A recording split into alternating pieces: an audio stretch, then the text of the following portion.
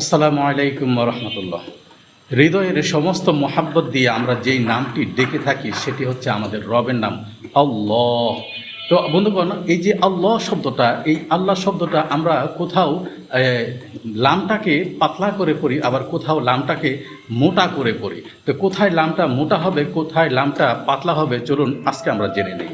আল্লাহ শব্দের যে লাম আছে, যে লামটা উচ্চারণ হয়, যে লামটা আছে, এই লামটাকে বলা হয় লাম আল্লাহ, অর্থাৎ যে লামটা উপরে তাসদিদ থাকে এবং খাড়া জবর থাকে সেটাই হচ্ছে আল্লাহ শব্দের মূল লাম।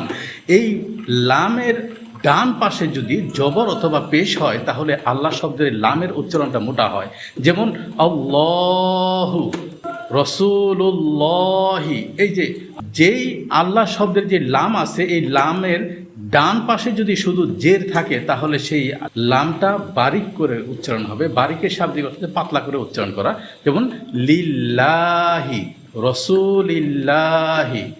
তো বন্ধুগণ, অর্থাৎ যেই লামটা উচ্চারণ হয়, অর্থাৎ যেই লামের উপরে তাসদিদ আছে এবং খাড়া জবর আছে, এই লামটাকে বলা হয় লাম আল্লাহ। এই লাম আল্লাহর ডান পাশে যদি জবর অথবা পেশ হয় তাহলে সেই লামটাকে মোটা করে পড়তে হয়। যেমন আল্লাহু, রসুলুল্লাহি। এই লামটার ডান পাশে যদি জের থাকে তাহলে সেই আল্লাহ শব্দের লামের উচ্চারণ পাতলা করে পড়তে হয়, অর্থাৎ বারিক করে পড়তে হয়। যেমন লিল্লাহি, রসুলিল্লাহি। তাহলে পড়াচ্ছি, এটাকে বলা হয় পুর এবং বারিক, অর্থাৎ পুর মোটা করে পড়তে হয় আর বারিক পাতলা করে পড়তে হয়। তাহলে বন্ধুগণ, আমরা খেয়াল রাখি এবং আমল করার চেষ্টা করি। আসসালামু আলাইকুম রহমতুল্লাহ।